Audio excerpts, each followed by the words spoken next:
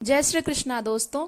आज हम लोग अध्ययन करेंगे श्रीमद् भगवद गीता के 10वें अध्याय के श्लोक संख्या 37 और 38 का, जिसमें भगवान श्री कृष्ण अपने विराट स्वरूप का वर्णन करते हुए अपने वृष्णि वंश का विशेष रूप से विशद वर्णन किए हैं। तो चलिए प्रारंभ करते हैं गीता के 10वें अध्याय का 37वां श्लोक। वृष्णीनां वासुदेवोऽस्मि पांडवानां धनंजयः मुनीनामप्यहं व्यासः कवीनामुशना कविः। अर्थात भगवान श्री कृष्ण अर्जुन से कहते हैं, वृष्णि नाम वासुदेवः अहम अस्मि। हे अर्जुन, मैं वृष्णिवंशियों में वासुदेव हूँ।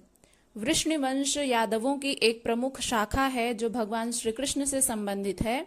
यह वंश यादवों के पूर्वज यदु के वंशज वृष्ण से निकला है।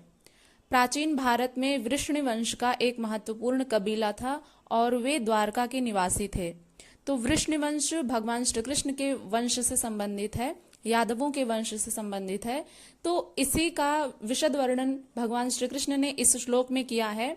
वे कहते हैं अर्जुन से कि हे अर्जुन, जो वृष्ण वंश है उसमें मैं वासुदेव अर्थात मैं स्वयं तेरा सखा हूँ। पांडवों में मैं धनंजय हूँ, यानी अर्जुन को धनंजय कहा जाता था। तो इसलिए भगवान श्री कृष्ण कहते हैं कि जो पांडव हैं उनमें मैं धनंजय हूँ, अर्थात तुम ही मैं हूँ। मुनियों में मैं वेदव्यास हूँ। वेदव्यास जिन्होंने महाभारत की रचना की थी, ऐसा वे कहते हैं कि जो ऋषि मुनि हुए हैं उनमें मैं वेदव्यास हूँ। और कवियों में मैं शुक्राचार्य कवि भी मैं ही हूँ।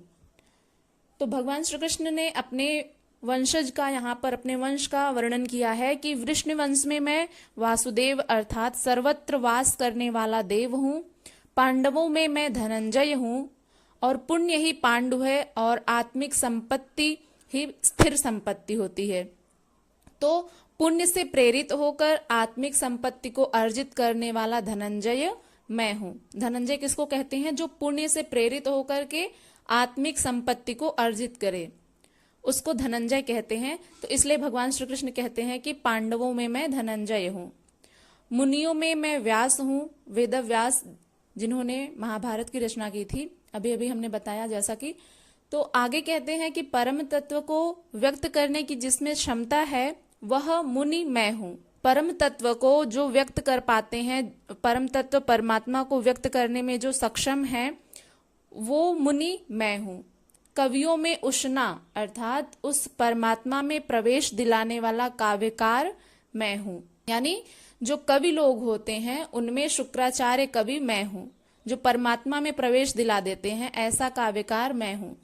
आगे वे कहते हैं, दंडो दमयतामस्मि नीतिरस्मि जिगीषताम मौनम चैवास्मि गुह्यानाम ज्ञानम ज्ञानवतामहम। अर्थात भगवान श्री कृष्ण कहते हैं, हे अर्जुन, मैं दमन करने वालों का दंड अर्थात दमन करने की जो शक्ति है, उसको जीतने वालों की जो इच्छा वालों की जो नीति है वह मैं हूँ। गुप्त रखने योग्य भावों का रक्षक मौन मैं हूँ और ज्ञानवानों का तत्व ज्ञान मैं ही हूँ। कहने का भाव यह है कि भगवान श्री कृष्ण इस श्लोक में कहते हैं, दंडो दमयताम अस्मि। दमन करने वालों में जो दमन की शक्ति होती है वो दंड मैं हूँ। नीति अस्मि जिगीषताम अर्थात वास्तविक दमन इंद्रियों का ही होता है और विजय मन पर होती है। तो जीतने वालों की, जो जीतने की इच्छा वालों की नीति मैं हूँ। जो जीतने की इच्छा रखते हैं उनकी जो नीति अपनाते हैं, वे जीतने के लिए जो रणनीति अपनाते हैं वो नीति मैं हूँ। अर्थात शांत एकांत में चिंतन इत्यादि की नीति का पालन मेरी ही देन है। कल के श्लोक में हमने पढ़ा था कि भगवान श्री कृष्ण कहते हैं कि जो निश्चय आत्मिका लोग होते हैं, जो निश्चय करके अपना कोई भी कार्य करते हैं, ऐसी निश्चयात्मिका बुद्धि मैं ही हूँ। जो अपना किसी भी कार्य को करने के लिए निश्चय कर लेते हैं, प्रण कर लेते हैं कि मुझे ये कार्य करना ही है, तो ऐसे व्यक्तियों के लिए मैं निश्चयात्मिका बुद्धि हूँ।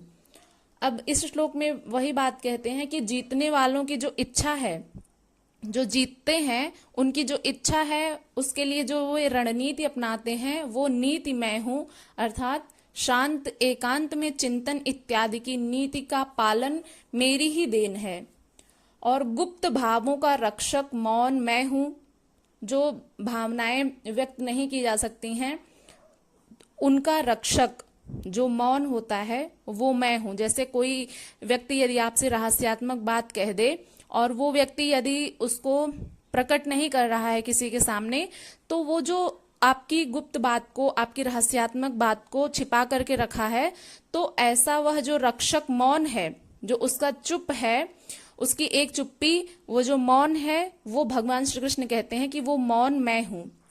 यानी आपने किसी को एक रहस्यात्मक बात बताई और वो व्यक्ति किसी को नहीं बता रहा है, तो उसमें जो वो क्षमता है उस बात को मौन रखने की, उस बात को किसी और के सामने ना प्रकट करने की, तो उस व्यक्ति में जो स्थित मौन है वही मौन, वो जो बात का रक्षक है वो मौन मैं हूं। और ज्ञानवानों में साक्षात के साथ मिलने वाली जानकारी पूर्ण ज्ञान मैं हूं। जो ज्ञानवानों के साक्षात, जो ज्ञानवानों के संपर्क में जो पूर्ण जानकारी मिलती है वो जानकारी और वो ज्ञान मैं हूं। आशा करते हैं कि आप लोगों को ये दोनों ही श्लोक अच्छे से समझ में आ गए होंगे। कहीं पर भी कोई भी संशय हो तो आप लोग निसंदेह पूछ सकते हैं, कमेंट कर सकते हैं और इस वीडियो के बारे में अपना फीडबैक जरूर दीजिएगा। और ये वीडियो यदि आपको पसंद आई हो तो इसे शेयर करिएगा, लाइक करिएगा। चैनल पर यदि पहली बार विजिट कर रहे हैं तो सब्सक्राइब करके बेल आइकन को प्रेस कर लीजिएगा ताकि आने वाली हर वीडियो की नोटिफिकेशन सबसे पहले आप तक पहुंचे। मिलते हैं किसी और वीडियो के साथ, तब तक के लिए अपना ध्यान रखिएगा। हरे कृष्ण।